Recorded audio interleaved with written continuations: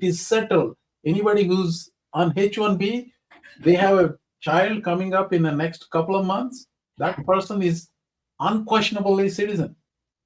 ఇది కాన్స్టిట్యూషన్ కు సంబంధించిన ప్రశ్న కాదు అన్న వాళ్ళు నలుగురు. ఇది ఈ ఎగ్జిక్యూటివ్ ఆర్డర్ చెల్లదు అన్న వాళ్ళు 6. ఆ థీమ్ కి అనుగుణంగానే తీవ్రంగా వాదించాం కిరణ్ గారు నేను. ఆఫ్రికన్ అమెరికన్ అని క్వాలిఫై చేయకూడదు, అమెరికన్ అంతే. అలాగే బర్త్ రైట్ సిటిజన్షిప్ అనేది కాదు, సిటిజన్షిప్ రాజ్యాంగం 14వ సవరణ ప్రకారం వచ్చింది. దీనికి సంబంధించిన లైవ్ షోలో కిరణ్ గారు నేను వాదించాం.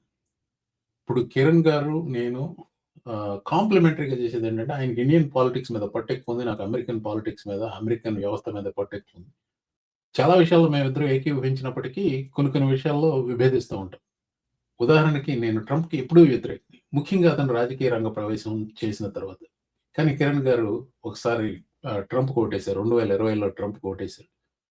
ప్రస్తుతం మా ఇద్దరి అభిప్రాయాలు ట్రంప్కి సంబంధించి చాలా వరకు ఓవర్లాప్ ఉన్నప్పటికీ, ఈ బర్త్ రైట్ సిటిజన్షిప్ విషయానికి వచ్చేసరికి మున్ముందు ఏం జరగవచ్చు అన్న విషయం గురించి మా ఇద్దరి మధ్య there is a huge disagreement. ఆ డిసగ్రిమెంట్ ఏమైంది, పెద్ద వేడి వాదనగా అయింది లైవ్ షోలో. నేను ఇది అమెరికా అన్న శీర్షిక పేరుతో జనవరి 2025 నుంచి షోస్ చేస్తున్న ముఖ్య ఉద్దేశం, రండి మాట్లాడుకుందాం, వాదిద్దాం, హద్దుల్లో ఉంటూ పోట్లాడుకుందాం అని. ఆ థీమ్కి అనుగుణంగానే తీవ్రంగా వాదించాం కిరణ్ గారు నేను. ఆ వాదన ఏంటో ఎడిట్ చేయకుండా మీ ముందుకు తీసుకొస్తున్నాను, అదేదో మీరే చూడండి. అమెరికన్ పౌరసత్వం, నేషనల్ బర్త్ రైట్ సిటిజన్షిప్ అనే దాంట్లో తీర్పు వచ్చిన మాట నిజం. అంటే 5-4 అనేది చాలా క్లోజ్ తీర్పు అనుకుంటాను నేనైతే, నా వైపు నుంచి. అంటే ఒక్క ఓటు అడ్డు మారినా కూడా పోయినట్టు అది. సో అంటే అదేదో పెద్ద మేజర్ విజయం కింద నేనైతే చూడను. అంటే విజయం అంటే విజయాలు అంటే అది కాన్స్టిట్యూషన్ ప్రకారంగా సుప్రీంకోర్టు జడ్జిమెంట్ ఇచ్చింది అంతే. అదే ఇప్పుడు ఒక చట్టం ప్రకారంగా మనం అందరం మన బర్త్ రైట్ సిటిజన్షిప్ వచ్చినప్పుడు ఇంకో చట్టం ప్రకారంగా అది తీసేయచ్చు. కాకపోతే ఆ చట్టం చేసే పద్ధతి చేయకుండా ఈయన ఈడీ అనేది ఎగ్జిక్యూటివ్ డిసిషన్ తీసుకుని చేయడం వల్ల వచ్చిన ప్రమాదం ఇది. అంటే మీరు మన ఇక బర్త్ రైట్ ఈ టూరిజం గురించి చెప్పాలంటే సార్, ఇప్పుడు మనందరికీ తెలుగు సినిమా ఇండస్ట్రీలో సూర్యుడు చంద్రుడు అనుకునే అక్కినేని నాగేశ్వరరావు గారు ఉన్నారు, ఎన్టీ రామారావు గారు ఉన్నారు. ఎన్టీ రామారావు గారి కూతురు పురంధరేశ్వరి గారు 2 పిల్లల్ని ఎలయలోనే కంది. మళ్ళీ ఆ పిల్లలిద్దరు మళ్ళీ ఇండియాకి వెళ్ళిపోయారు. ఇవి మొన్న 2019 ఎలక్షన్స్ లో జగన్ పార్టీ తరఫున పరుచూరు పోటీ చేద్దాం అనుకుంటే కొడుకు ఆ టైంలో సిటిజన్షిప్ అడ్జస్ట్మెంట్ అవ్వక, అంటే అమెరికన్ పౌరసత్వం వదిలేసుకుని ఇండియన్ పౌరుడుగా అవ్వక ఆయన సీట్ తీసుకోలేక దగ్గుబాటి వెంకటేశ్వరరావు గారు వైఎస్ఆర్సీపీ తరఫున ఆ సైడ్ నోట్ అంతా పురంధేశ్వరి పిల్లలు ఇక్కడ పుట్టిన. అలాగే అక్కినేని నాగేశ్వరరావు కొడుకు నాగార్జున గారి 2వ కొడుకు అఖిల్ ఎల్ఏలోనే పుట్టాడు. ఇప్పుడు కూడా అమెరికన్ పౌరుడే. అమెరికన్ పౌరుడు అయ్యి ఇండియాలో మేరా భారత్ మహాన్, మా భారతదేశం గురించి అది ఇది అని చెప్పి ఏదో చెప్తా సినిమాలు తీస్తుంటారు. అంటే అంటే ఈ బర్త్ రైట్ సిటిజన్షిప్ లో మనకి డీవియేషన్స్ ఉన్నాయా అంటే డెఫినెట్ గా ఉన్నాయి. నేను మీకు ప్రధానమైన ఉదాహరణలు చెప్పాను, చిన్న ఉదాహరణలు కూడా కాదు. ఇక H1B మీద లేకపోతే టెంపరీగా బిజినెస్ వీసా మీద వచ్చి పిల్లలు వెనక్కి వెళ్ళిపోయిన వాళ్ళు చాలా మంది ఉంటారు. అంటే అవన్నీ నేను చెప్పను కూడా చెప్పను. సో అంటే దాంట్లో కొంత డీవియేషన్స్ అయితే ఉన్నాయి. ఇప్పుడు ఈ బర్త్ రైట్ సిటిజన్షిప్ లో ఎట్లా అయితే రిపబ్లికన్స్ ఎదిరిస్తారో అలాగే గన్ రైట్స్ కూడా సేమే. అది కూడా second amendment right to bear arms ఉంది. రైట్ టు బేర్ ఆర్మ్స్ పెట్టినప్పుడు అమెరికన్ అప్పుడున్న నాయకత్వం అనుకున్నది ఏంటంటే, కాన్స్టిట్యూషన్ అనుకున్నది ఏంటంటే, మన ల్యాండ్ మనం ప్రొటెక్ట్ చేసుకోవాలి, మన ల్యాండ్ లోకి ఏదైనా వైల్డ్ జంతువులు వచ్చినా దాన్ని చంపడానికి మనకు హక్కులు ఉండాలి, కాబట్టి రైట్ టు బేర్ ఆర్మ్స్ అనేసి మనకి ఇచ్చారు, మనందరికీ చట్టం ఇచ్చారు, అమెండ్మెంట్ ఇచ్చారు. అమెండ్మెంట్ తో పాటు అప్పుడు ఇచ్చినప్పుడు ఒక గన్నులో బాగా అయితే 2 బుల్లెట్లో 6 బుల్లెట్లో ఉండేవి. ఇప్పుడు ఇవాళ రోజున అదే లాని మీరు AK-47లకి పెద్ద గన్నులకి వాడుకుంటూ దాన్నేమో సమర్పించుకుంటా ఈ బర్త్ రైట్ సిటిజన్షిప్ వ్యతిరేకించడం అనేది ఒక రకంగా విచిత్రంగా ఉంటుంది. I object the right to bear arms, especially when the arms can harm more than 2 people or 3 people in a minute. So అంటే మనము అన్ని చట్టాలన్నీ సమీక్షించుకోవాలా అంటే సమీక్షించుకోవాలి ఈ ట్రూ స్పిరిట్ లో. ఇక్కడ you have to choose your words carefully. చట్టం వేరు, రాజ్యాంగం వేరు. మీరు చట్టం అంటున్నారు. మీరు చట్టాలతో రాజ్యాంగం మార్చలేరు. అది రాజ్యాంగం మార్చాలంటే it has to come as a proposal to change the constitution. రాజ్యాంగ సవరణకు సంబంధించింది చట్టం కాదు, అది రాజ్యాంగ సవరణ అవుతుంది. ఒకటి. రెండోది, మీరనేది చట్టం అనేది జస్టిస్ కావనా అక్కడే వ్యతిరేకించాడు. ఇది రాజ్యాంగపరమైన ప్రశ్న కాదు, చట్టపరమైన ప్రశ్న. ఈ ఎగ్జిక్యూటివ్ ఆర్డర్ ఏదైతే ఉందో అది ట్రంప్‌కి చేసే అధికారం లేదన్న విషయం మీద ఒప్పుకున్నాడు. కానీ ఈ ప్రశ్న అనేది ఉంది. అది చట్టపరమైన ప్రశ్న. కాంగ్రెస్ కావాలంటే మార్చవచ్చు ఎవరు ఎలిజిబుల్ అవుతారు అనేది కేవనా అన్నారు. ఆ మాట అన్నాడు కాబట్టే that became literally it is a 5-4 decision. ఇప్పుడు కేవనా అట్లా ఇస్తే అయిపోయింది. హిస్టరీలో ఒప్పుకున్నట్టు అన్నప్పటికీ ఆయన రాసింది చూస్తే ఓరిని ఈయన కూడా ఒప్పుకోవట్లేదు ఇది రాజ్యాంగ సవరణ కాదు అని. సో మీరన్న పాయింట్ ఏది ఇది మీరన్న పాయింట్కి నేనన్న పాయింట్ని సమన్వయం చేస్తున్నాను. ఇక్కడ ఏంటి జాన్ సావర్ అన్నాడు ఇది 1898లో సుప్రీం కోర్టు తీర్పు ఇచ్చింది చూసారా. 1898లో ఏమని ఇచ్చింది, చైనీస్ వాళ్ళు ఇక్కడ పుట్టారు, రాజ్యాంగ సవరణ ప్రకారం వాళ్ళకి సిటిజన్షిప్ వస్తుందని కరాఖండిగా తేల్చేస్తే వాళ్ళకేం తెలుసు నాకు తెలుసు అని 135 సంవత్సరాల తర్వాత ఇప్పుడు ట్రంప్ ఎగ్జిక్యూటివ్ ఆర్డర్ ఇచ్చాడు. సో జాన్ సవర్ 1898 తీర్పు గురించి చెప్తూ అన్నాడు 1898 లాంటి ప్రపంచం కాదు ఇది, కొత్త ప్రపంచం అంటే. సో అన్నాడు కదా, మీరు అన్నదాన్ని ఈ గన్ రైట్స్ తీసుకొస్తే అది అప్పటి ప్రపంచం కాదు ఇప్పటి ప్రపంచం. మస్కట్స్ ఉన్నప్పుడు చేసినది ఇది. ఇప్పుడు మస్కట్స్ అంటే ఒక 1 షాట్ ఉండే గన్ అది. ఇప్పుడేమో ఆటోమేటిక్ రైఫిల్స్ అలాంటివన్నీ ఉన్నాయి. మరి అదే లాజిక్ ఇక్కడ వాదిస్తుందా గవర్నమెంట్? వాదించదు, ఎందుకంటే అది వాళ్ళకి కన్వీనియంట్ కాదు. So yes, I agree with you on that point. కింద కామెంట్లో ఒకటి వచ్చిందండి, నేను అన్న వాక్యం మళ్ళీ చెప్పమంటున్నారు, నేను అది ఈనాడులో తీసేసిన వాక్యం. సో అదే పాయింట్ గుర్తుపెట్టుకోండి, ఇది ఎంతమంది ఉంటారో తెలియదు, ఎంతమంది వచ్చి ఇక్కడ సిటిజన్లు అవ్వాలన్న విషయాన్ని చీఫ్ జస్టిస్ రాబర్ట్ అడిగితే సాగర్ అన్నాడు తెలియదు అన్నాడు, ఖచ్చితంగా చెప్పలేము అన్నాడు. అలా అన్నవాడే 8 billion people are 1 plane ride away to becoming American citizens అన్నాడు. సో దానికి నా సమాధానం అంటే తమకు పుట్టబోయే బిడ్డ అమెరికన్ పౌరుడు కావాలన్న ఏకైక కారణంతో ప్రపంచంలోని పౌరులందరూ విమానం టికెట్లు కొనుక్కోవడానికి ఊళ్ళూరుతున్నారు అని కోర్టు నమ్మాలని కోరడం ఒక హాస్యాస్పదమైన అహంకారం అని నేను రాసేదానికి. అది that is what I was so proud of writing that line. Okay, 5-4 అనేది అయితే చాలా క్లోజ్ కాల్. అది మీరు అన్నట్టు ఆ జడ్జి గారు ఆ ఒక దాంతో కొంచెం అటు ఇటు టిల్ట్ అయ్యారు అని పెట్టుకుంటే, అంటే రిపబ్లికన్స్ కూడా అసలు అంటే 3 మహిళలు ఆపోజిట్ గా రాసేటప్పటికి అసలు మహిళల మీద పడ్డారు. అదే ప్రాబ్లం నాకు. 4 including Amy Coney Barrett 4 all women justices oppose the executive order. So అంటే ఈ మహిళల మీద అసలు అంటే వీళ్ళు ఒంటి కుందేలాగా చేయాలి అనే థాట్ దాకా వెళ్ళిపోయారు. అంతెందుకండి, మన ఫ్రెండ్ సరా గంజాలసే వాచ అన్నమాట. Just ban all immigration immediately. Start with women. Yep. We don't want women on the Supreme Court. Yep. We don't want women voters. They fuck up everything. Exactly. Sorry, Sarah. We're going to have to disenfranchise your vote That's to fine. save our country. That's fine. If you're No, willing to do it. I am. We're repealing the 19th Amendment. We're Do it. expelling women.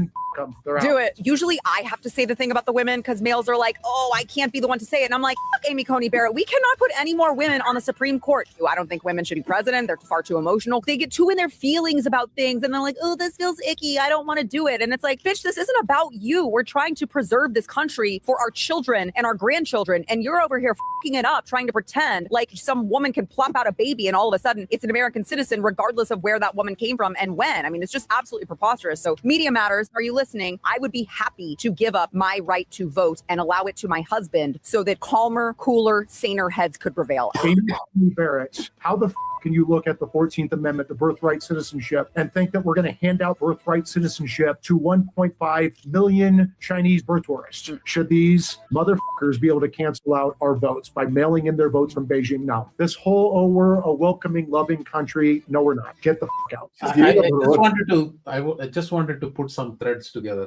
ఇందాక చెప్పాను చూసారు 1.5 million అనేది. This is how the misinformation spreads.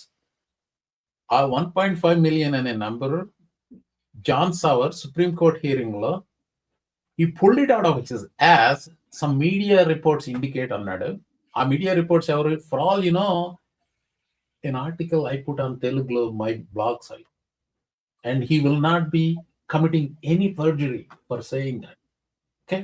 Now that carries into this assholes saying there are 1.5 million people coming here and illegally.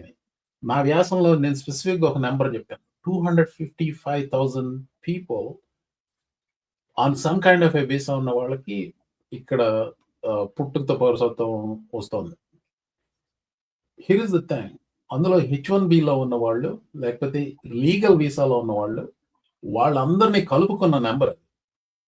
యాక్చువల్గా CDC report ప్రకారం బయట నుంచి ఇతర దేశాల నుంచి ఇక్కడికి వచ్చి మీరు చెప్పిన Nagarjuna Amala, what is his name, Nagarjuna Amala Akhil Akkineni, అలాంటి కేసులు బెస్ట్ ఎస్టిమేట్ సిడిసి నంబర్స్ ప్రకారం అరౌండ్ 9,000.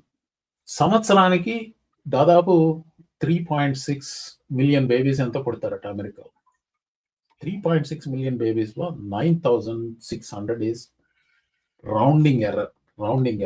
అది కరెక్ట్, అది ఎస్టిమేట్. అంటే అది no one knows for sure అని వాడే చెప్పాడు కదా, సొలిసిటర్ జనరలే చెప్పాడు. కానీ ఈ నా కొడుకు వచ్చి 1.5 మిలియన్ అని చెప్తాడు. This is how misinformation spreads, ladies and gentlemen. రెండోది ఈవిడ గారు ఏమంటది, women are far too emotional. Donald Trump చూసారా ఎంత ఎమోషనల్, అర్ధరాత్రి వేసి ఆ అరుపులేంటి, ఆ కేకలేంటి, అసలు అతను స్పీచ్ ఏదన్నా చూసారా? Women are too emotional. Justice Kavanaugh hearings చూసారా? I mean, women are too emotional.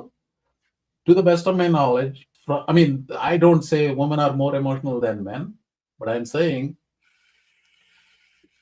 that is not at all a gender-specific thing, emotional thing. So calmer, cooler, sane heads will prevail.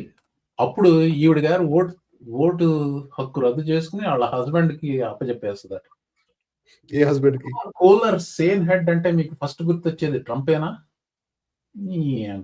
Sorry, కొన్ని house wives, కొన్ని తక్కువ చదువుకున్న వాళ్ళు, కొన్ని career లో ఉన్న వాళ్ళు, అంటే లోవర్ కెరియర్ లో ఉన్న వాళ్ళు అంటే అనుకోవచ్చు. మోస్ట్ ఇంపార్టెంట్ కెరియర్స్ అనేది chief justice, supreme court chief justice అంటే ఎంత కట్ థ్రోట్ గా, ఎంత డెడికేటెడ్ గా, ఎంత ప్రాపర్ గా పనిచేస్తే ఆ పొజిషన్ దాకా వెళ్తారు సార్. వాళ్ళకి ఎమోషనల్ గా ఉంటారు. వీళ్ళని డిస్క్రిమినేట్ చేద్దాము అనే థాటే చాలా దరిద్రమైన thought. Her mind is full of shit. She doesn't know what she is talking. అంటే 250 సంవత్సరాల ఇండిపెండెన్స్ లో దగ్గర అంటే 1919 లోనో 1910s లో వచ్చింది అనుకుంటే దగ్గర ఒక అంత కలిపి 150 సంవత్సరాల పాటు మహిళలకు అసలు ఓటు హక్కే లేదు ఇక్కడ. ఆ ఓటు అంత కష్టపడి మహిళలు ఫైటింగ్ చేసి ఫస్ట్ వరల్డ్ వార్ లో ఉండి, సెకండ్ వరల్డ్ వార్ లో ఉండి కష్టపడి, అసలు అంటే ఎకానమీ మొత్తం first world war, second world war, first great depression అప్పుడు మొత్తం ఎకానమీ మీద డౌన్ అయితే మహిళలే దాన్ని రివైవ్ చేశారని కూడా అంటారు. అంత కాంట్రిబ్యూట్ చేసిన వాళ్ళకి ఓటు హక్కు ఉంటే నా ఓటు హక్కు తీసేసి మా మొగుడికి ఇవ్వమంటారా? మరి పెళ్లి చేసుకొని మహిళలు ఎవరికైనా ఓటు తమ్ముడికి ఇస్తారా, అన్నకి ఇస్తారా, లేకపోతే ఎవరికి ఇస్తారు? బాబుకి ఇస్తారా? వాళ్ళ మొగుడికి 2 ఓట్లు వస్తాయా? ఓటు హక్కు అనేది మన హక్కు.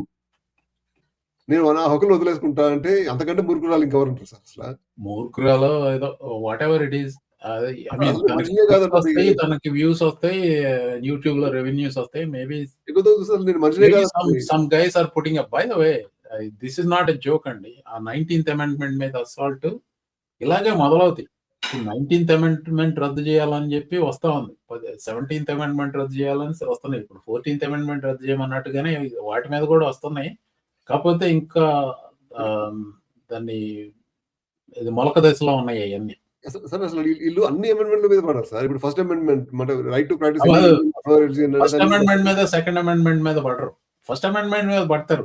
ఏది కిరణ్ మోహన్ మాట్లాడినప్పుడు మాత్రం ఆ ఫస్ట్ అమెండ్మెంట్ రద్దు చేయాలి. ఇప్పుడు నా కొడుకులు మాట్లాడినప్పుడు ఏముండదు. మన గుడిల మొదలు వచ్చి నువ్వు వీళ్ళు ఇట్లా ప్రాక్టీస్ చేస్తున్నారంటే అది ఫస్ట్ అమెండ్మెంటే కదా. అది నా రిలీజియన్, నా రైట్ కదా. అది నాకు అమెండ్మెంట్ ఇచ్చిందే కదా. అది నాకు ఫస్ట్ అమెండ్మెంట్ పడతారు, మరి సెకండ్ అమెండ్మెంట్ మీద పడరు. ఎందుకంటే నాకు గన్నులు కావాలి, నేను కాల్చుకోవాలి, దాని మీద పడరు.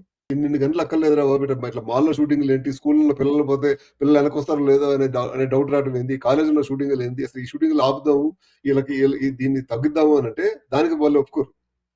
గన్ను కాదు చంపేది, మనిషి చంపుతారంట. మనిషి చంపుతారంటే అంత రోగిస్ట్ మనుషులు ఏడతేస్తారు, ఎక్కడి నుంచి వస్తున్నారు వీళ్ళు? వీళ్ళు సరిగ్గా ఉంటే వీళ్ళు ఇల్లు సరిగ్గా ఉంటే కొడుకు పిల్లలు రోగిస్టులాగా ఎంత జరుగుతారు? నువ్వు తయారు చేసిన రోగిస్టే కదా ఇంట్లో. నువ్వు అనుకున్న సోకాల్డ్ హెరిటేజ్ అమెరికనే కదా అటు. ఇప్పుడు ఎలన్ మాల్ షూటింగ్ చేసినాడు కానీ, లేకపోతే స్కూల్లో షూటింగ్లు చేసేవాళ్ళు కానీ. సో డయాస్పోరాకి ఒక ఇదండి. So keep that phrase in mind. Heritage American is a code word for a white supremacist. ఇంతకుముందు మెన్షన్ చేశాను చూసారా, Justice Kavanaugh. This was actually screaming at his hearing, Senate hearing. Video కోసం చూస్తే దొరకలేదు నాకు. So this may be another one. He was like literally crying ఇక్కడ. ఇది calmer, cooler, sane heads. So this is the guy who said this is not a constitutional argument, this is a congressional law. Congress can pass a law. Unawarded. You know the danger here, ladies and gentlemen? Trump ఇది తీర్పు వచ్చిన వెంటనే tweet చేశాడు, ఓరి అదవల్లారా పని చేయండి, get to work అన్నాడు. ఇద్దరు సెనేటర్లు, ఒక congressmen on it boss అని మొదలు పెట్టారు. So there you go. Sir అంటే I think it will definitely come through. అంటే ఎప్పుడు ఎట్లా వస్తుంది ఎప్పుడు అనేది తెలియదు కానీ, అంటే సార్ ఇప్పుడు అంటే కమ్ త్రూ వాట్ అంటే ఎక్కువ మనకి అయితే పాస్ అవుతుంది, బర్త్ పాస్ అవుతుంది అనే ఆ లా సెట్ చేస్తారేమో అనుకుంటున్నాను. ఏది పాస్ అయ్యేది అనేది మీరు ఎగ్జిక్యూటివ్ ఆర్డర్ ని, executive order pass executive order uphold చేస్తారనా క్యాన్సిల్ చేస్తారనా? Mean be specific. మీరు నా థాట్ అయితే ఎగ్జిక్యూటివ్ ఆర్డర్ అప్హోల్డ్ చేస్తారు అనుకుంటున్నాను సార్. అంటే ఏంటి మీరు, did you miss the news? June 30th they just dismissed it. They said it is unconstitutional. What are we talking about? అంటే సార్ ఇప్పుడు wait a minute, time out. What did you say? The Supreme Court already, that's old news. అందుకని నేను దాన్ని cover చేయాల, దానికి additional గా చెప్తున్నా. Supreme Court already said it is unconstitutional. ఇంకా అప్హోల్డ్ చేయండి to make a law against law అంటే ఒక amendment. No, it is not a law. They said, Supreme Court said, no, you cannot. Hey, Mr. President, you cannot do this. Now it is settled. It is settled. Anybody who's on H-1B, they have a child coming up in the next couple of months, that person is unquestionably citizen. True. Decided. What true? మీరు ఇప్పుడు కాదని, you just said they're going to uphold. నేను అనేది ఏంటంటే, America ఒక చట్టం చేసుకుని, ఒక అమెండ్మెంట్ చేసుకుని బర్త్ ఇచ్చినప్పుడు ఇంకొక అమెండ్మెంట్ చేసుకుని సిటిజన్ అమెండ్మెంట్ తీలేదా? ఆ amendment, okay, amendment ki hold on, you are getting confused between at least to me it looks like you are getting confused between a Congress pass చేసిన ఒక చట్టానికి, constitutional amendment కి you are conflating. Congress చట్టం pass చేస్తే అది constitution పరిధిలో చేయాలి ఏ చట్టం చేసినా.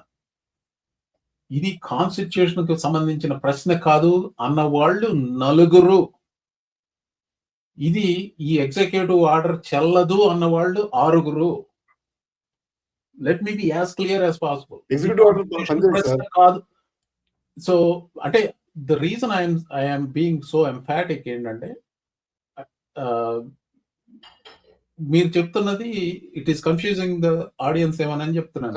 కన్ఫ్యూజింగ్ కాదు సార్, నేను చెప్పేది ఏంటంటే అమెరికన్ చట్టాలు, అంటే ఇప్పుడు కాంగ్రెస్ కానీ లేదా సెనెట్ కానీ అమెరికన్ చట్టాలు చేస్తాయి, అమెండ్మెంట్స్ చేస్తాయి, రైట్?